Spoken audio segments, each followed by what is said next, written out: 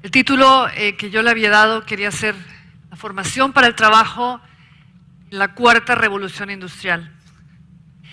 Y la idea de esta presentación es que la formación para el trabajo, entendida en esta presentación como la educación técnica, media, superior, algunas partes del sistema universitario y toda la capacitación para el trabajo, es un motor, yo diría, clave para el desarrollo económico y para la equidad.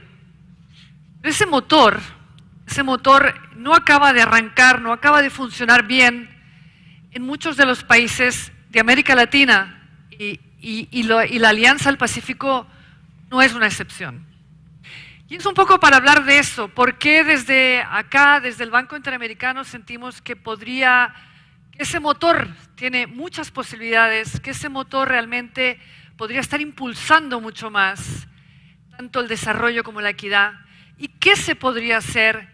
¿Qué es lo que motiva? ¿Qué es lo que va a motivar esta presentación?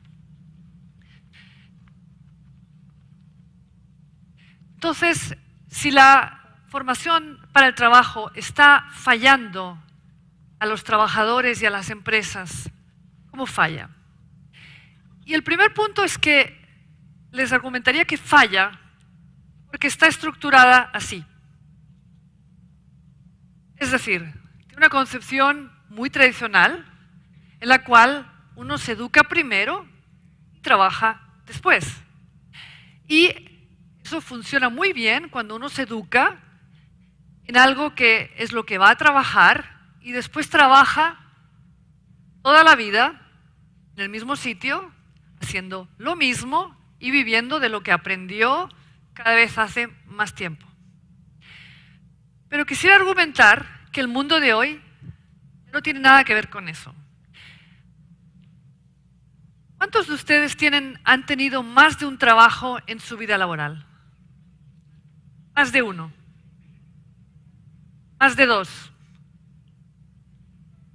Más de tres. Muchos de ustedes. Más de cuatro. Muchas manos todavía. La persona promedio, según lo que nos dicen hoy en día las estadísticas, tendrá 10 trabajos o más. 1 de cada 3 trabajadores que observamos hoy en un puesto de trabajo, en un año ya no está trabajando en ese lugar. Y los 4 países de la Alianza del Pacífico tienen tasas de rotación laboral altísimas. Eso quiere decir que cada 2 por 3 las personas están buscando nuevas oportunidades, tienen que hacer cosas diferentes. Pero es que además el cambio tecnológico es cada vez más rápido. Tenemos que estar adaptándonos a cosas nuevas todos los días, y lo tenemos que hacer muchas veces con muy poca ayuda. Pero además, como nos ha contado Lam Pritchett esta mañana, mucha gente, déjame que pase mucha gente no tiene las habilidades, capacidades y conocimientos básicos para sobrevivir con éxito en el mercado de trabajo. Hoy en día, 64% de los jóvenes, eso es lo que nos dice PISA, 64% de los jóvenes no tienen los conocimientos matemáticos para sobrevivir con éxito en el mercado de trabajo. ¿Qué va a ser de ellos en este mundo tecnificado, en este mundo donde el crecimiento tecnológico es cada vez más acelerado? ¿Y qué va a ser de sus empresas, las que los empleen? Entonces, eso es parte de lo que tenemos que preocuparnos. Es decir, ya el stock gigante de gente que arrojamos al mercado de trabajo y esa gente constituye hoy en día la base de la competitividad de los 4 países de la Alianza. Si ustedes dicen, bueno, pero a lo mejor toda esa gente se está formando en sus empresas. Y la respuesta es no.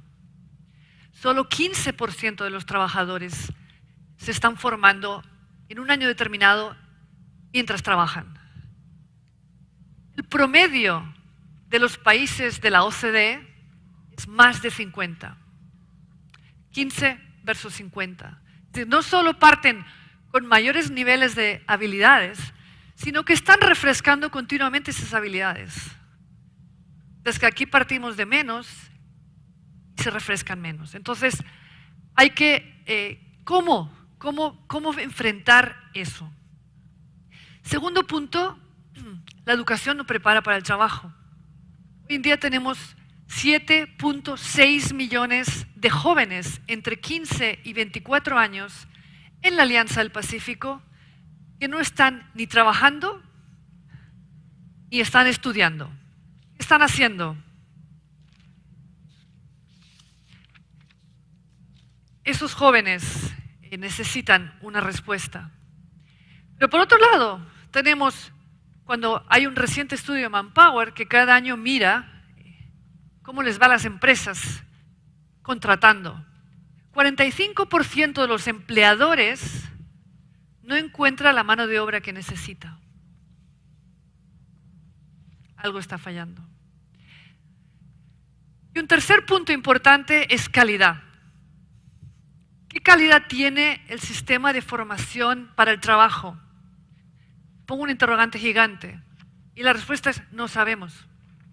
PISA nos dice algo de la educación básica y la media, pero no nos dice nada más. No sabemos si la educación para el trabajo está o no está sirviendo para alcanzar los aprendizajes y las competencias que son necesarios.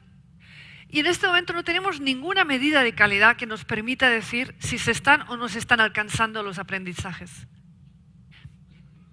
Dicen en inglés que lo que no puedes manejar, lo que no puedes medir, no lo puedes manejar.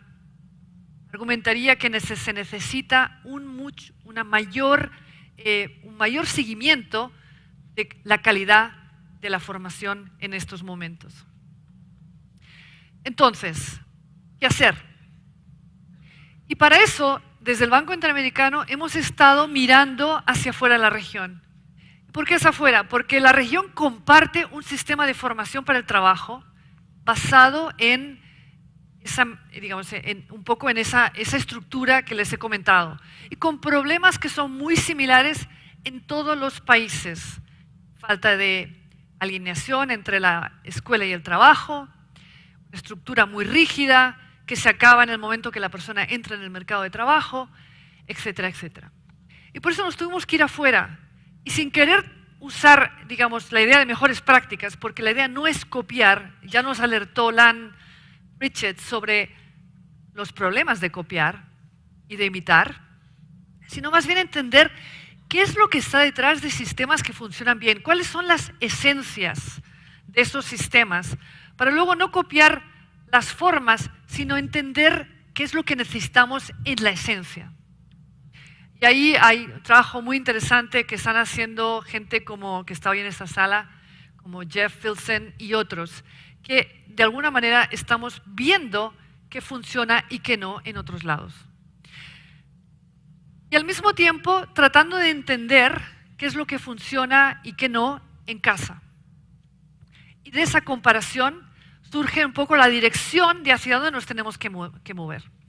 Y déjenme que les diga entonces que mucho del trabajo que hemos hecho está resumido en nuestros 4 libros, que yo les invito a mirar. Están todos disponibles gratuitamente en línea y están en la dirección que les indico aquí abajo.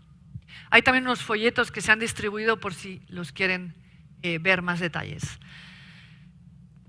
¿Cuáles son las 3 cosas que comparten los sistemas que funcionan? Básicamente 3.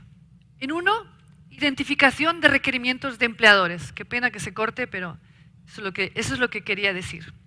2, un currículum basado en competencias.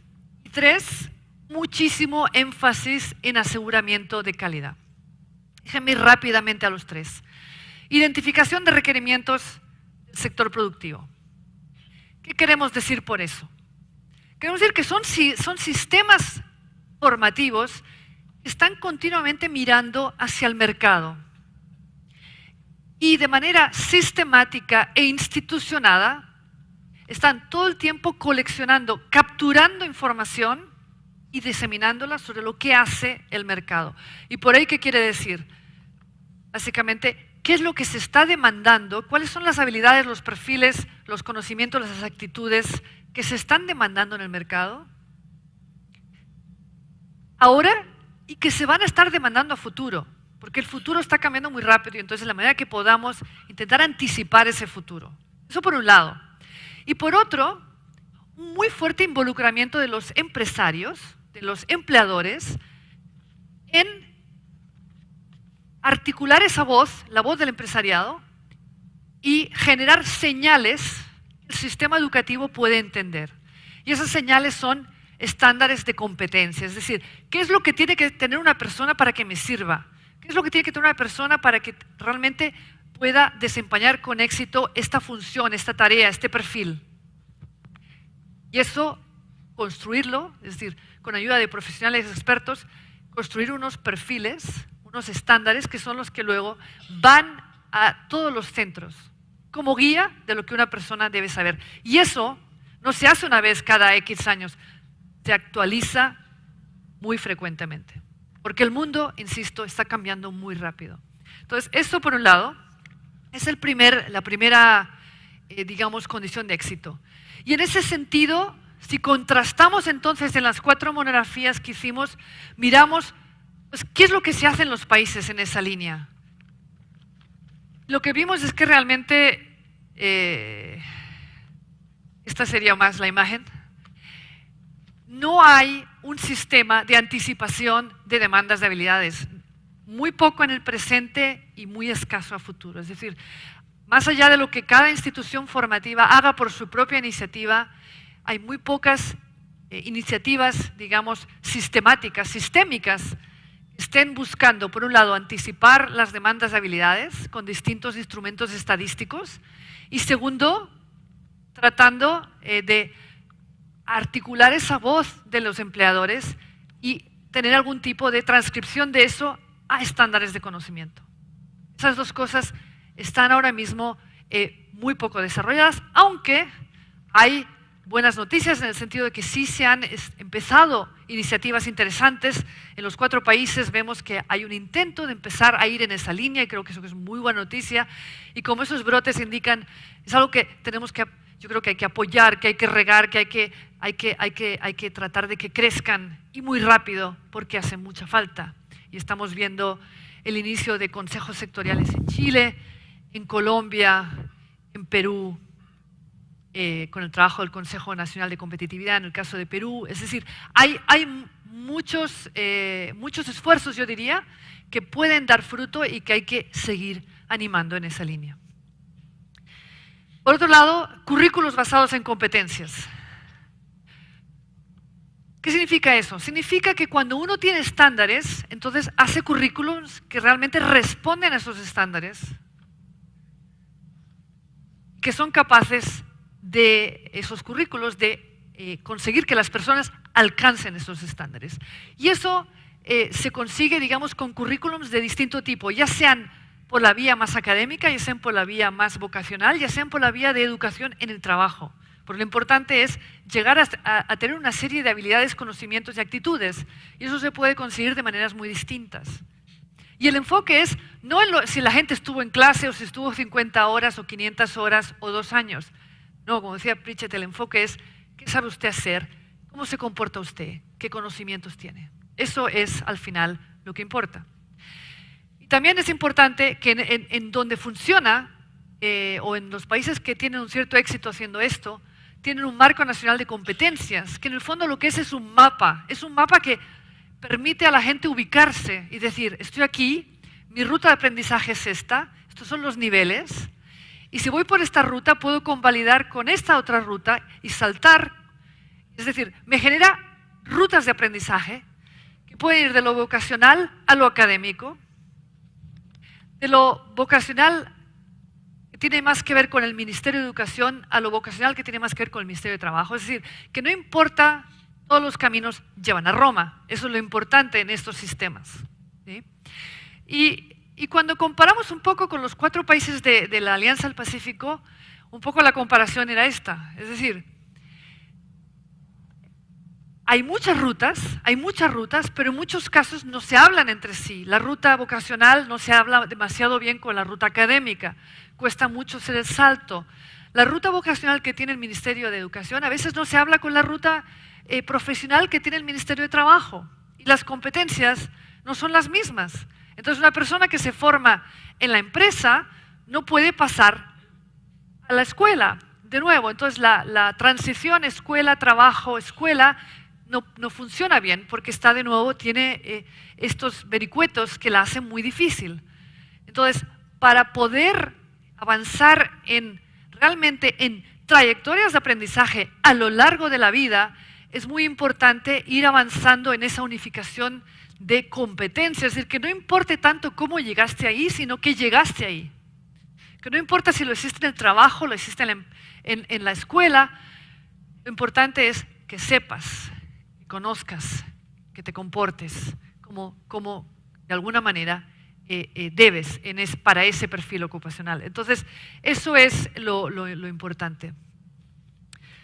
Y de nuevo, si bien hay iniciativas interesantes en este momento, incluso en el propio Parlamento de Perú, para hacer convalidaciones, etcétera, en Colombia se están haciendo cosas, en México, en todos los países, en Chile, es algo que todavía está en construcción y hay que seguir alentando ese proceso de construcción.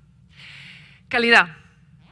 El aseguramiento de la calidad es algo muy importante y creo que los que ustedes que son empresarios conocen eso muy bien. Es decir, un producto no solo tiene que llegar al mercado, tiene que llegar al mercado en condiciones.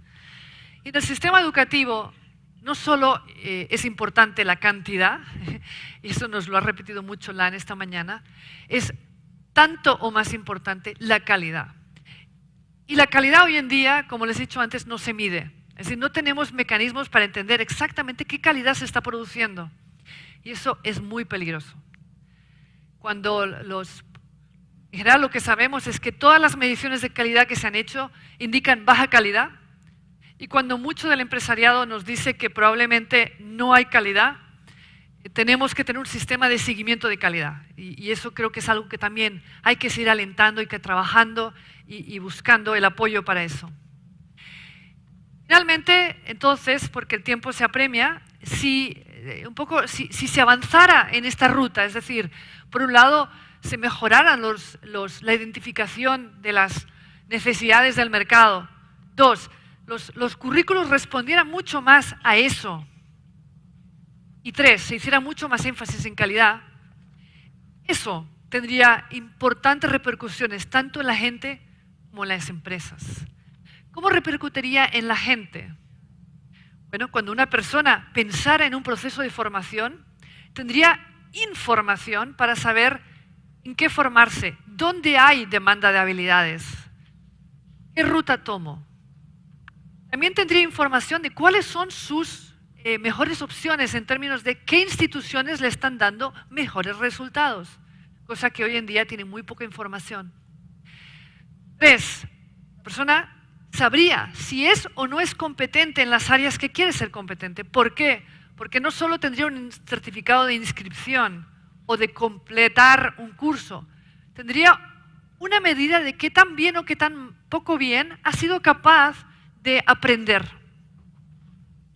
Lo cual es muy importante a la hora de saber qué tan capaz es uno de hacer las cosas. Y finalmente tendría rutas de aprendizaje que le permitirían seguir mejorando, seguir avanzando, tanto sus habilidades como su propia experiencia en el mercado de trabajo. Tendría instrumentos para el avance social y productivo de estas personas. Y para las empresas también sería muy interesante, porque las empresas tendrían personas capacitadas, formadas en aquellas habilidades que realmente son las que importan, las que las empresas de alguna manera han señalado como importantes, como las que se necesitan.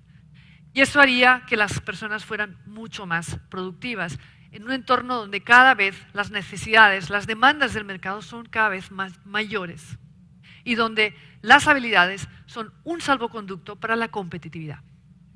Entonces, en ese sentido es que pensamos que la ruta hacia una mejor formación para el trabajo es crítica, tanto para el desarrollo de los países, de los 4 países de la Alianza del Pacífico, como para lograr un mayor crecimiento con equidad social.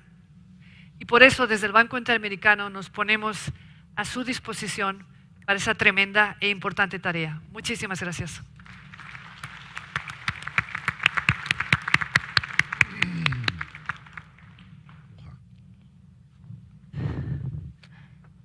Muchas gracias, Carmen. ¿Se escucha bien? Sí. Muchísimas gracias, Carmen, por tu estimuladora, en realidad, presentación para la conversación que ahora nos anima hoy sobre el tema de habilidades para el desarrollo productivo. Permítame solo unos minutos para presentar a nuestros panelistas, porque digamos, es bueno que sepamos con la calidad de los panelistas que contamos hoy. A mi izquierda, Javier Texido, él es presidente de Nestlé Colombia. Javier tiene un recorrido de más de 22 años en el grupo Nestlé. Ha sido además gerente ejecutivo de Nestlé Grand Freud en la subsidiaria de Nestlé en Francia y ha liderado varios negocios en España, en Puerto Rico, en República Dominicana, en Cuba, etc. Como ustedes saben, Nestlé es una empresa que se dedica a la nutrición y a salud y bienestar, y lo que tiene por objetivo busca mejoras en la nutrición y la salud para todas las etapas de la vida, para ayudar al cuidado de los consumidores y su familia, ¿no? Tiene un propósito más allá de la propia empresa. Luego está Lorenzo Constanz, él es presidente del Instituto Nacional de Capacitación Profesional INACAP de Chile. Lorenzo es constructor civil de profesión.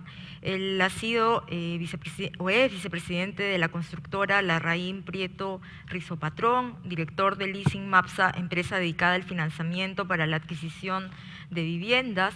Y en general se ha desempeñado en diversos cargos gremiales, como en la Cámara Chilena de la Construcción, donde ha sido presidente nacional, presidente regional de Valparaíso, director nacional, etcétera. En fin, tiene un montón de pergaminos en el ámbito empresarial y hoy dirige el Instituto Nacional de Capacitación Profesional, de la cual hoy nos va a hablar seguramente un poco más.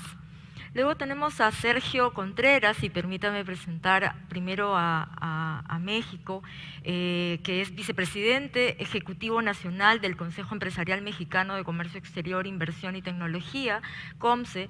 Sergio es presidente de la sección empresarial para Europa y presidente del Comité Empresarial México-Italia, Sherpa del B20 México y del capítulo mexicano del Consejo Empresarial de la Alianza del Pacífico, CEAP.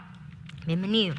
Y finalmente, Martín Pérez, a quienes ustedes todos ya conocen, él es presidente de la Confederación Nacional de Instituciones Empresariales Privadas, CONFIEP.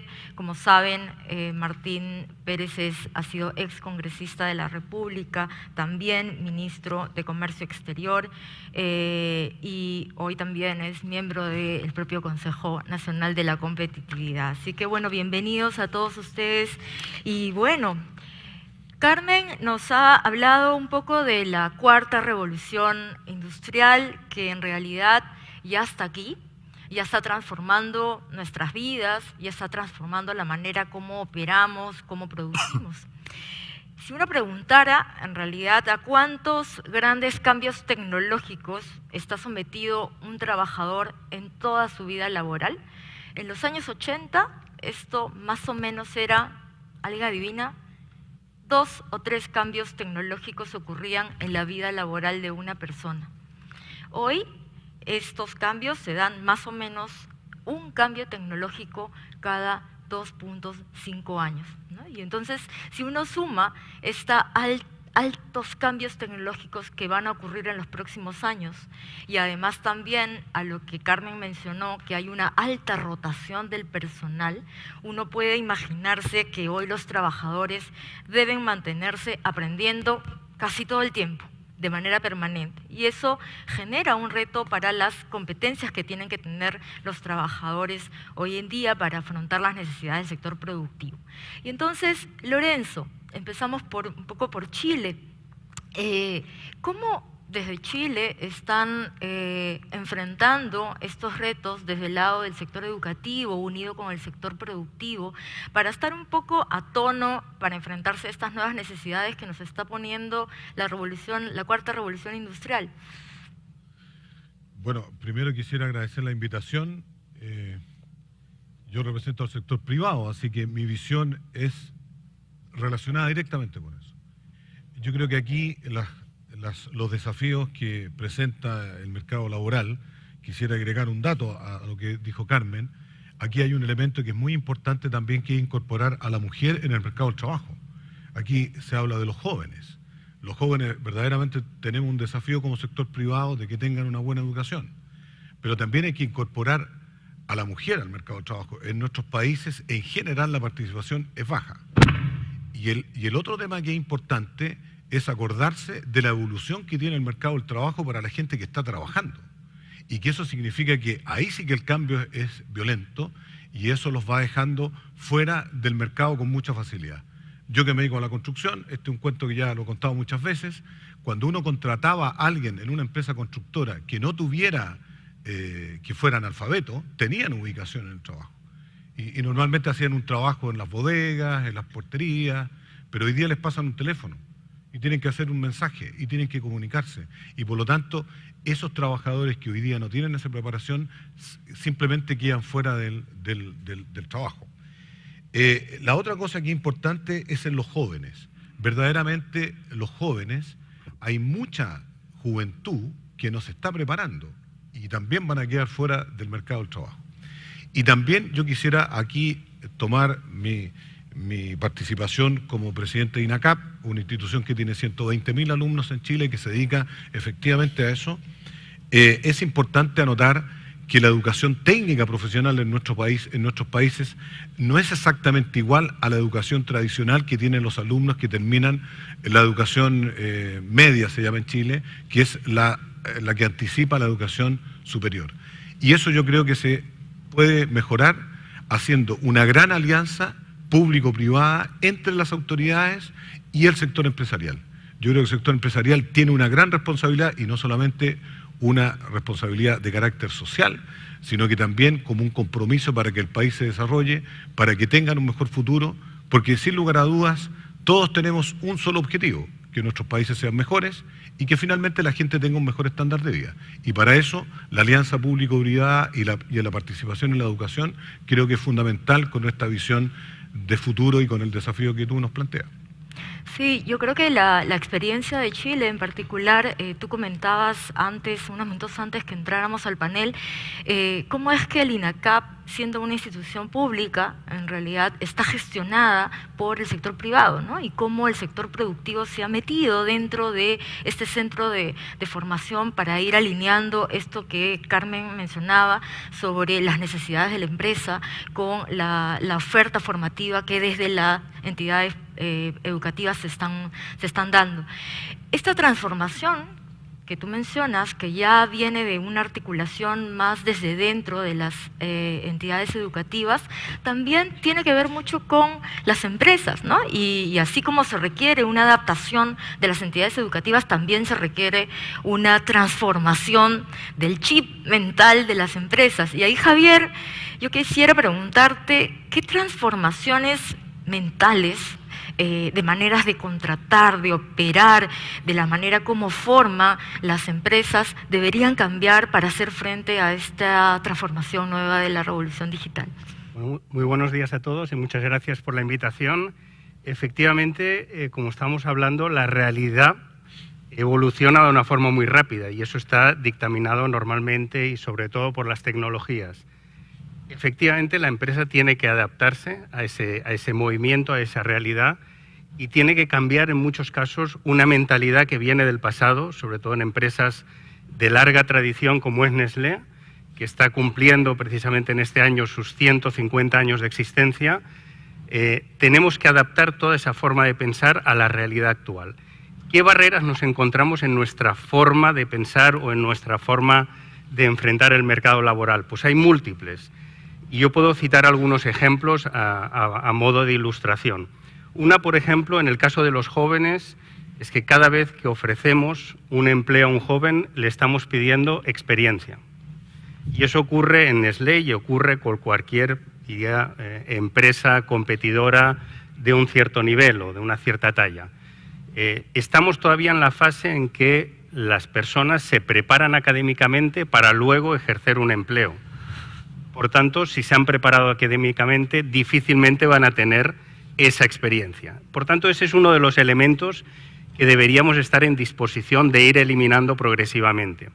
Otro, por ejemplo, es continuamente buscar a aquellos candidatos con un nivel académico superior y en muchos casos de las mejores universidades y en la mayoría también incluso con posgrados, cuando hay muchos puestos de trabajo donde el nivel técnico quizás sea más adecuado. Por tanto, el mejor candidato en muchas ocasiones no es el más preparado, sino el más adecuado en el puesto de trabajo específico para el cual se están buscando candidatos. Y un tercer nivel, yo diría un tercer elemento, es que continuamente en nuestra mentalidad estamos buscando las habilidades duras, las habilidades técnicas o incluso la experiencia, como decía anteriormente, laboral, cuando de hecho cada vez más en esta realidad nueva y cambiante y aceleradamente cambiante, las habilidades, vamos a decir, blandas, la capacidad de adaptación, la capacidad de aprendizaje, la curiosidad, son cada vez más importantes. En eso también tenemos que cambiar para ponderar, al menos de una forma equitativa, lo que es habilidades duras, conocimientos técnicos, con esas habilidades blandas que cada vez son más importantes.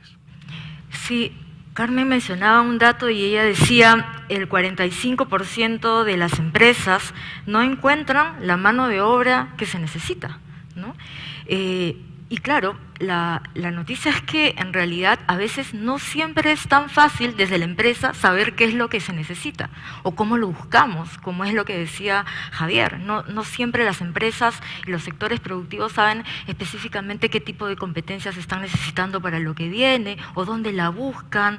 Y entonces hay una tarea también desde la empresa que hacer de cómo hacer una estrategia clara, tener una estrategia clara de formación dentro del trabajo, ¿no? Y ahí, Martín, cuéntanos un poco, ¿cómo ves tú este tema? ¿Cuál es la estrategia y la tarea que tienen que hacer las empresas para poder generar un talento que permita una mejor absorción de la tecnología o que sea capaz de pasarse a trabajos desde monoprocesos a trabajos más multifuncionales? ¿Cuál es la estrategia de formación en el trabajo que tienen que tener las empresas?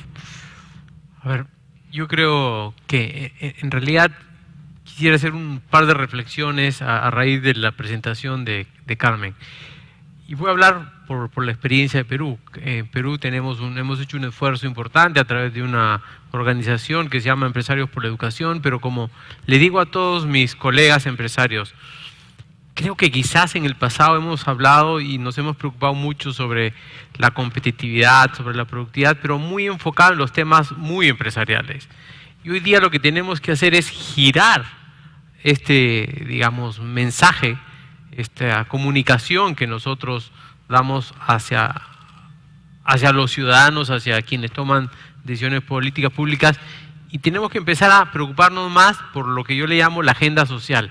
Y en la agenda social, evidentemente, el tema de la educación es fundamental. Y es fundamental porque si avanzamos, si vamos resolviendo los problemas educativos, estamos avanzando enormemente hacia la competitividad. Y entonces creo que tenemos que involucrarnos más. No es un tema que lo hayamos tenido dentro de la agenda del día a día, pero nos hemos dado cuenta, quizás algunos países antes que otros, quizás Chile nos lleva alguna ventaja, Brasil nos lleva alguna ventaja, pero creo que ese es el camino que tenemos que seguir. Y uno de los retos es cómo hacemos para que esta transición de los jóvenes de las universidades a los puestos de trabajo no sea tan disruptivo. O sea, cómo empezamos a hacer un poco desde las prácticas, lo que le llamamos en el Perú las prácticas profesionales, luego pasar al on-the-job training, cómo hacemos que esto sea un continuum para la gente. Porque más allá de reconocer que las universidades y los institutos no están proveyendo a los chicos con todas las capacidades que quizás se requieren en el mundo empresarial, luego tenemos el siguiente reto, que es cómo hacemos para mantener esas capacidades en el futuro. Y creo que ahí es un reto que tenemos que estar, el sector público y el sector privado. Creo que tenemos que ir ambos de la mano. Este esfuerzo de coordinación que se ha empezado en Perú a través del portal, por ejemplo, Ponte en Carrera, es un esfuerzo realmente interesante, donde por lo menos vamos a empezar a conocer cuál es la oferta, cuál es la demanda, cómo empezamos a igualar esta oferta y demanda, porque, como decíamos, desgraciadamente en el Perú teníamos los taxistas más educados del mundo, porque teníamos profesionales, teníamos abogados, teníamos médicos, y entonces tenemos que empezar a buscar un adecuado equilibrio entre oferta y demanda, y tenemos que buscar cómo seguimos con los chicos desde la universidad, los colegios, y los llevamos al mundo real, al mundo donde se necesitan sus capacidades. Y algo que dijo Lorenzo es, no solamente hablemos de los jóvenes, también hablemos de los viejos.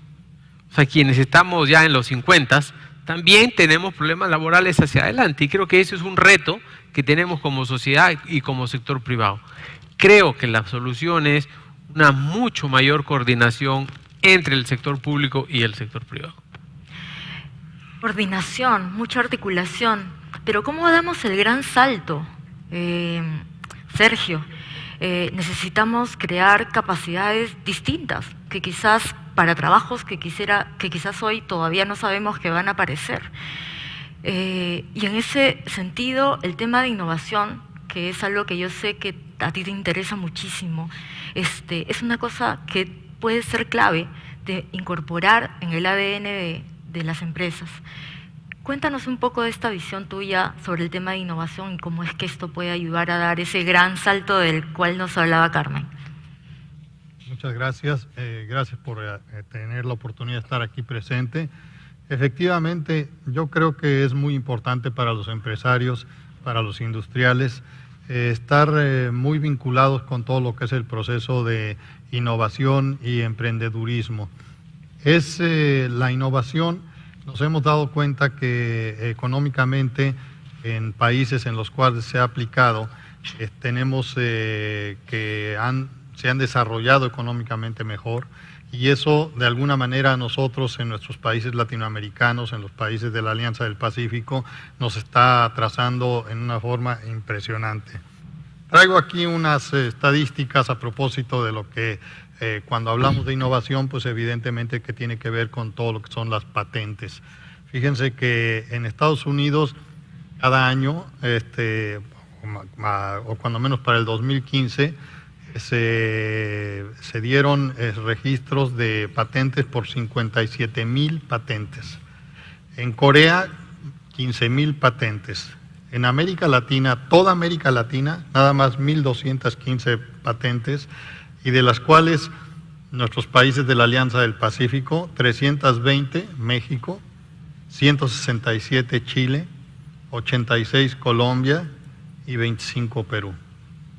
Y ahí nos damos cuenta de una desventaja extraordinaria que tenemos, en el sentido de que en la parte de lo que es la educación, en la innovación, en nuestra área geográfica, viene verdaderamente disminuida, y ese es un gravísimo, gravísimo problema que tenemos. También otro problema que tenemos es que nuestras políticas públicas, nuestros gobiernos, realmente no toman en consideración lo que debe de ser la inversión en investigación y desarrollo. En Corea, la investigación y desarrollo es de un 4% del Producto Interno Bruto. En Estados Unidos es del 2.8% del Producto Interno Bruto. En México, 0.4%. En Perú, 0.15%. 0.15%. En Colombia, 0.17%. En Chile, desafortunadamente, no tengo el dato. Entonces, es ahí donde nos damos cuenta que efectivamente no existe una correlación de la política pública en la educación, en la innovación, que le permita verdaderamente al muchacho, al estudiante y al empresario e industrial tener los recursos humanos que le permitan una mayor expansión y una oportunidad de crecimiento como lo necesitamos nosotros en nuestros propios países. Nosotros tenemos que tener promedios de crecimiento de aproximadamente 5% constantes.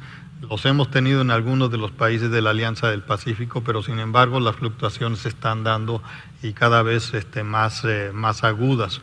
Entonces tenemos que ir pensando en un redireccionamiento de lo que es básicamente la educación a nivel terciario como estrategia.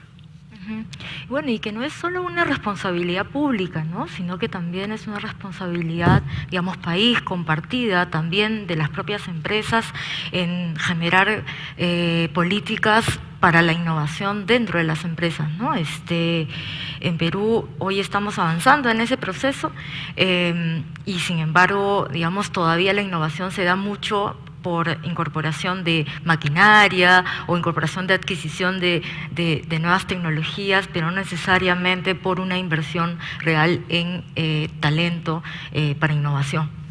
Hemos hablado mucho de jóvenes, hemos hablado de los temas y las dificultades entre las necesidades que tienen las empresas de lo técnico, por ejemplo, y que hoy tienen dificultades para contratar. Lorenzo, ¿cómo revaloramos lo técnico? ¿Cómo hacemos para cambiar el chip en donde no solo lo bueno, lo mejor sea lo universitario, sino que también haya una revaloración mayor de lo técnico? ¿Y cómo hacemos transitar de lo técnico a lo universitario? ¿Es posible? ¿Es posible en el marco de la alianza ese tránsito? Bueno, yo creo que ese es un desafío de nuestra sociedad. Yo tengo un dato de Chile en la educación antes de la universidad, 70% educación tradicional, científico-humanista, 30% educación técnica. Pero también hay que hacerse un autoanálisis. La misma sociedad, nosotros, valorizamos mucho más la tradicional que la técnica. Y todo lo que estamos hablando es innovación, incorporación de tecnología. Y por lo tanto, la sociedad también tiene que valorar una cosa en ese sentido. ¿Qué es lo que nos pasa a nosotros con la educación técnica? Es una educación que a lo mejor no tiene el glamour que tienen otras profesiones. Y ya que Martín pone el caso del taxista, es indudable que hay un montón de profesiones que tienen que ir evolucionando de acuerdo a las necesidades tecnológicas. Y por lo tanto se producen cesantes ilustrados. En cambio, la tecnología y el área técnica tiene la posibilidad de estar continuamente innovando. Y ahí vuelvo a mi punto inicial. Valorar la educación técnica y valorarla en el sentido que también pueda ser continuada en la medida en que ellos vayan completando ciertas etapas de sus estudios. Y por lo tanto, ¿no?, yo puedo hablar a nombre de la institución que yo presido, tiene la posibilidad de que carreras de 2 años puedan complementarse, incluso en 2 años más, e incluso terminando una carrera universitaria.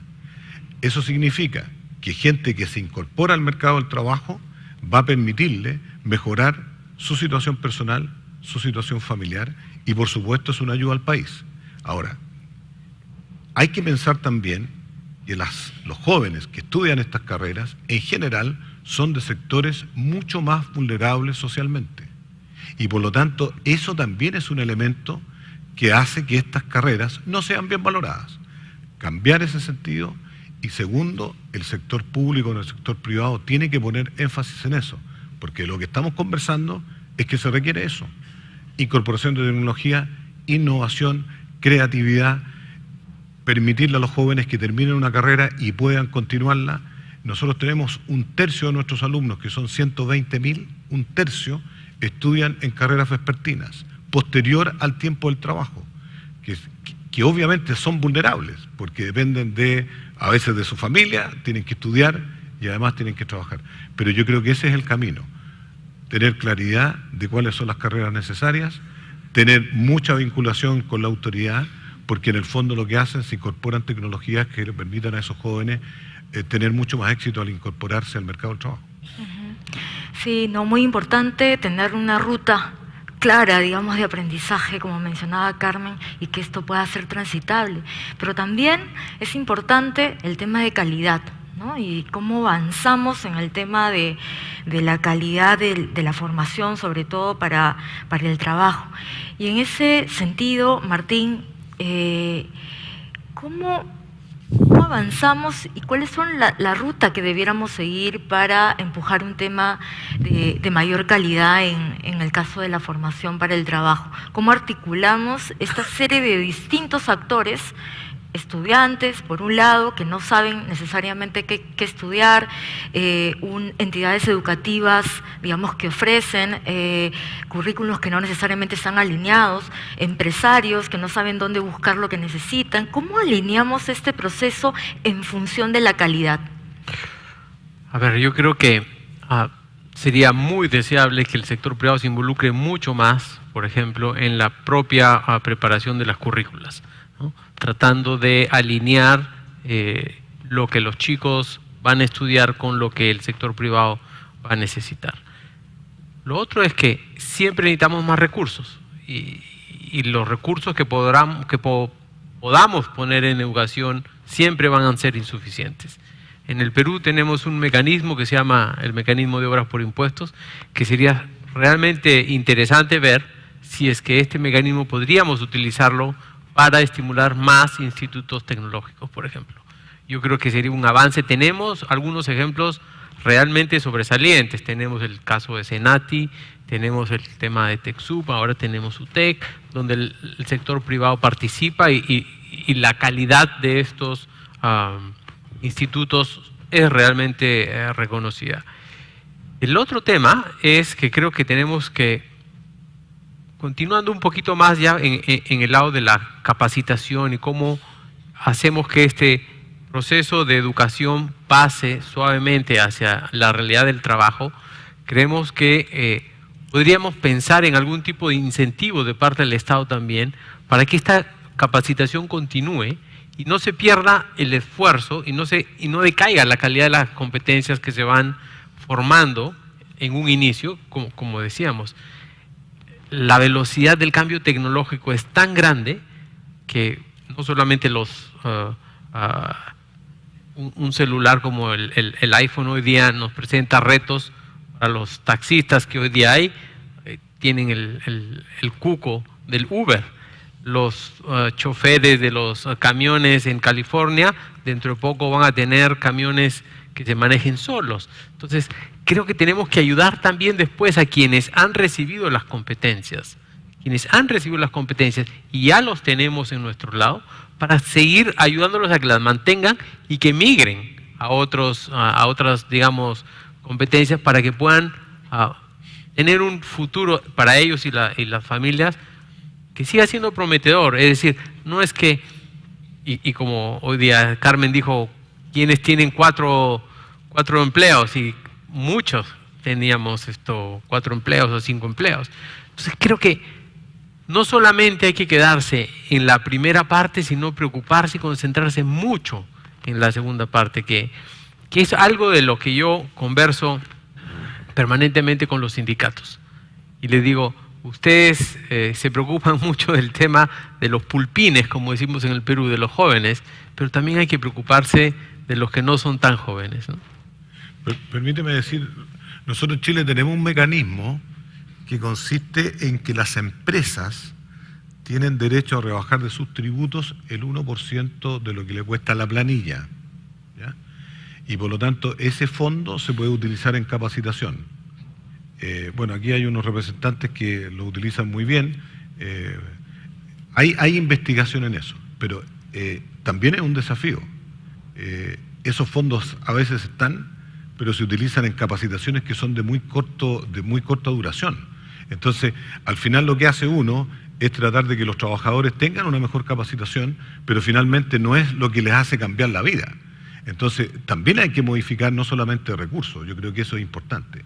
Y la otra cosa es que en el caso de los jóvenes, ya que hablábamos de la educación técnica, también hay que tener herramientas que les permitan financiar sus estudios. Porque está claro, nosotros en nuestro país hoy día tenemos una gran discusión respecto del financiamiento de la educación, ¿ya? Allá es una educación mixta, privada y pública, está claro que los montos necesarios para que haya una participación universal con gratuidad es un desafío muy importante de nuestros países y por lo tanto también tienen que haber políticas a través de becas que les permitan a esos jóvenes estudiar y se puedan capacitar. Entonces, a veces hay los instrumentos y hay que utilizarlos bien para que tengan el objetivo final, que es el que todos queremos. Yendo específicamente a este tema de los jóvenes, ¿no? Y la búsqueda de este primer empleo, muchas veces de calidad. Ustedes, Javier, en Colombia tienen una iniciativa por los jóvenes que intenta mirar eso. Si nos puedes contar un poquito sobre esa iniciativa y qué es lo que intenta mirar de cara al tema de calidad. Sí, la iniciativa que tenemos en Nestlé, que denominamos Iniciativa por los Jóvenes, no es solo en Colombia, es a nivel mundial prácticamente. Empezó en Europa hace 3 años y empezó en Europa precisamente por el altísimo nivel de desempleo juvenil que existía en aquella época y que yo me atrevería a decir que sigue existiendo en muchos países de la Unión Europea. Esa iniciativa la estamos implementando en otros países y en el caso de Colombia pues la lanzamos en julio del año pasado. Esa iniciativa lo que busca fundamentalmente es la implicación directa de la empresa privada en el apoyo a los jóvenes en la búsqueda del primer empleo. Ese es el objetivo fundamental. Y tiene 4 pilares básicos. El primero es un pilar que denominamos Oriéntate, donde damos una serie de herramientas a los jóvenes para orientarlos mejor en temas desde cosas muy básicas como, por ejemplo, preparar una hoja de vida, un currículum, preparar una entrevista o bien orientar hacia dónde tienen que dedicar sus esfuerzos para conseguir ese empleo. También orientamos a los empleadores, a nuestros competidores en algunos casos, motivándolos a lo que decía anteriormente, y no me voy a repetir, a remover esas barreras para que tengan estímulos a la contratación de jóvenes. Y luego tenemos una actividad interna de voluntariado entre los colaboradores de Nestlé, donde salimos a dar charlas a jóvenes en escuelas o en entidades de formación técnica, precisamente, para explicarles bien qué es lo que se van a encontrar en el mundo laboral y qué es lo que ese mundo laboral necesita. Ese es el primer pilar que denominamos Oriéntate. Hay un segundo pilar que denominamos Entrénate, donde facilitamos entrenamientos y ahí lo que queremos es que los jóvenes estén o tengan prácticas en empresas como la nuestra, como Nestlé, pero también en empresas de toda nuestra cadena de valor, nuestros socios, digamos, para que entiendan que, aparte de su formación académica, hay un mundo real, un mundo laboral, donde se van a tener que insertar. Eso también les va definitivamente a facilitar o ayudar en la búsqueda y en la consecución de su primer empleo. Y luego tenemos otros 2 pilares, que uno es Empléate, donde nosotros tenemos un compromiso en Colombia de 500 empleos en Nestlé de Colombia durante los próximos 2 años y medio para jóvenes. Y el cuarto pilar es conseguir ese mismo número de empleos en empresas que están en nuestra cadena de valor, es decir, desde nuestros proveedores hasta nuestros clientes. El objetivo de eso es doble. Por un lado, como decía anteriormente, cambiar la mentalidad dentro de la empresa, es decir, dentro de Nestlé, de remover esas barreras para poder facilitar el acceso al primer empleo a los jóvenes.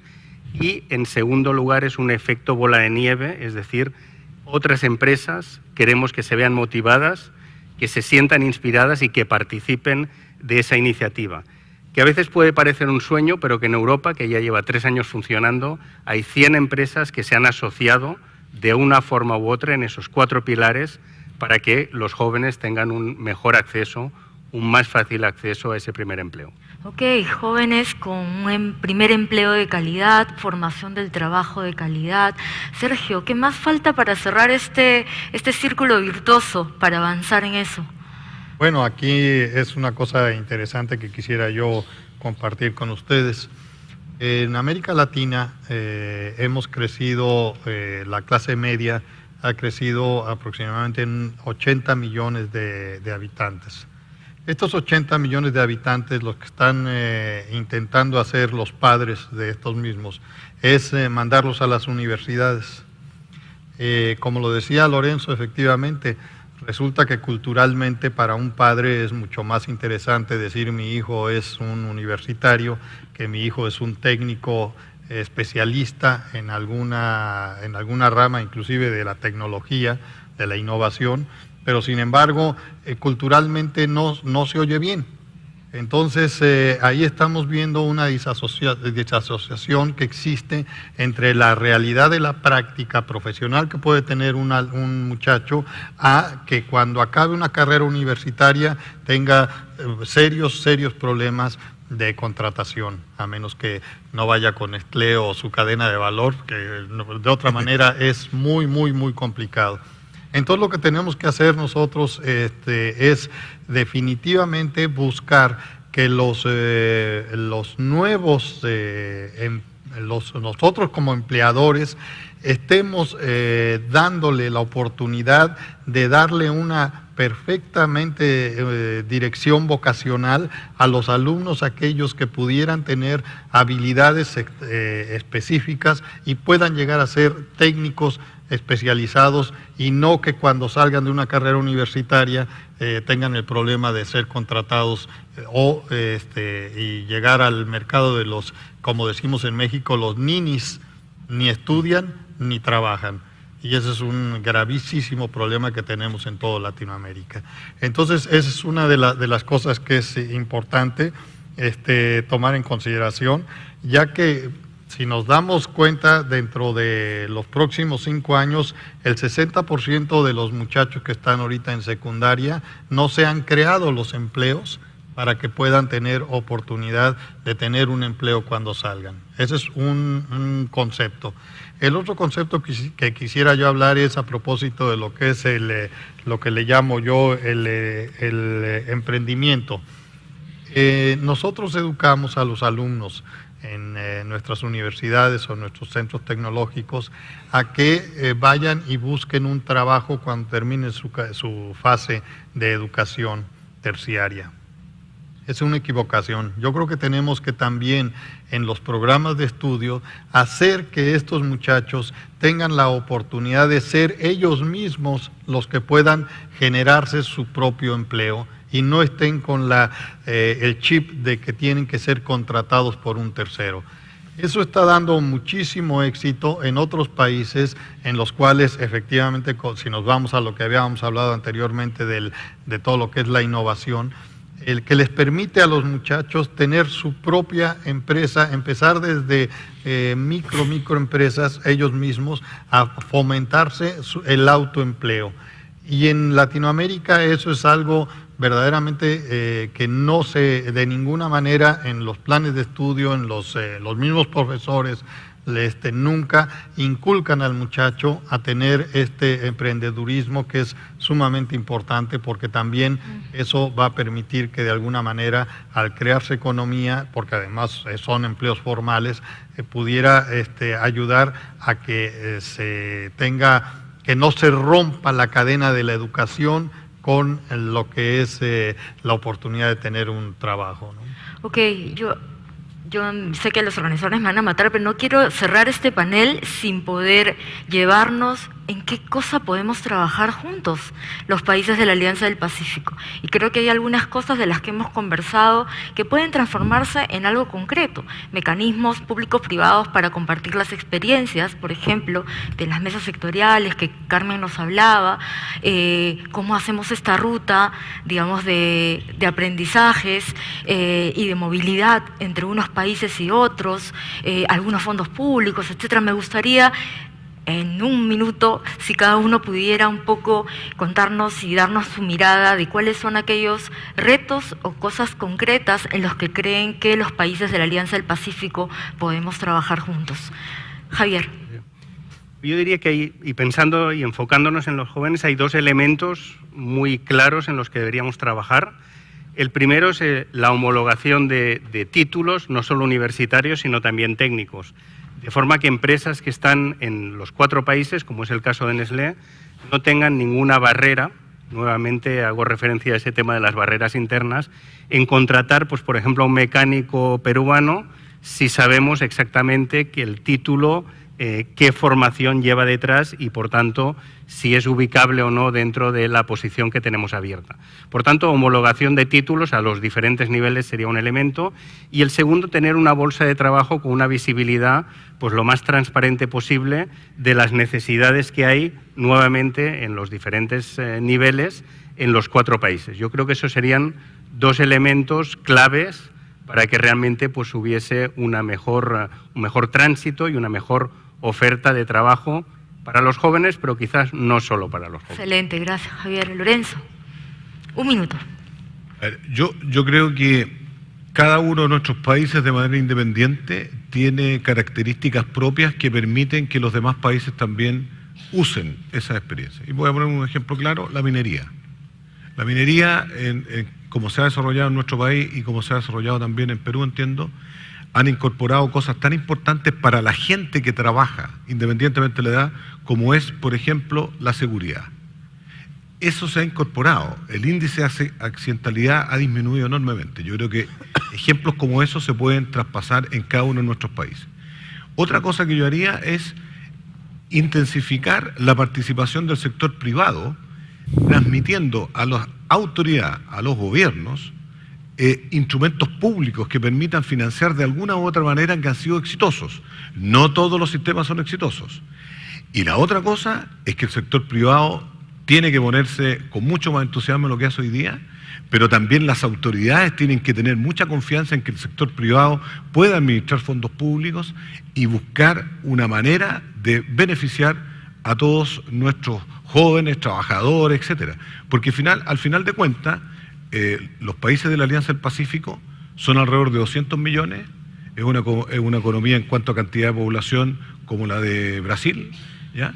Y además a mí me sorprende, a mí me tocó en oportunidad conformar este capítulo empresarial cuando estaba de presidente en Chile, y lo que me pasa es que hoy día tenemos más de, según nos contaba Sergio, casi 20 o 25 o 30 países observadores, de lo cual concluye que esta Alianza del Pacífico es un instrumento que todos los demás países, mucho más desarrollados que nosotros, están viendo la idea que se ha forjado aquí en América. Yo creo que eso es meritorio y yo creo que eso también hay que resaltarlo. Eso haría.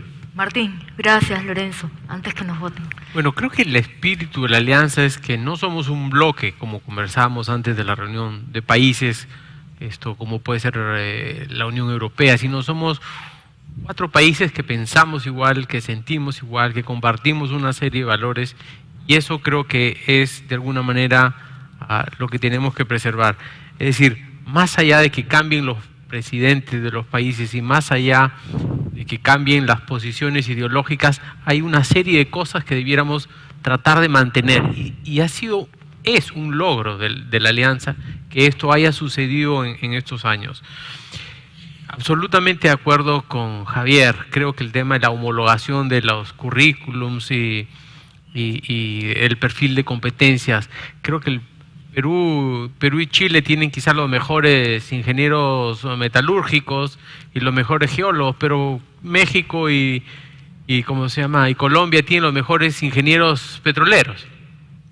Por supuesto que ya a través de los tratados bilaterales tenemos libre circulación de personas y debiera mantenerse eso como un espíritu fundamental, más allá de hacer un tema para productos solamente o para servicios. ¿Cómo hacemos que la gente pueda fluir de un lado hacia otro lado? El otro tema es un observatorio laboral. Creemos que hay espacio para poder tener un observatorio laboral, de modo que yo pueda saber cuál es la demanda de abogados en Chile o en México o en Colombia, y nosotros producimos muchísimos abogados. Y de repente los ingenieros de México pueden venir a Perú porque hay una mayor demanda. Creo que deberíamos pensar en programas masivos de pasantías. Creo que hay experiencias exitosas en cada uno de nuestros países y que no las estamos disfrutando los demás. Entonces creo que podríamos hacer cosas más retadoras para los sectores públicos y para los sectores privados. De acuerdo, gracias. Sergio, y ahora sí. Bueno, yo quisiera ser muy preciso. Lo importante sería, y nosotros los empresarios lo que proponemos es cambiar el modelo de educación terciaria, como lo que hemos hablado ahora, mejorar el flujo de información entre el sector académico y el sector productivo, hacer un esfuerzo para orientar a que nuestros países tengan una política de una inversión mayor del Producto Interno Bruto en la investigación y desarrollo, y desde luego todo esto aunado a una reforma educativa. Una reforma educativa que pudiera ser congruente en los 4 países de la Alianza del Pacífico, que nos pudiera dar excelentes beneficios. Y luego, pues hemos hablado de varias cosas, pero a mí me gustaría, como ya también solicité, la oportunidad de platicarles a propósito de una estrategia interesantísima que se está gestando actualmente.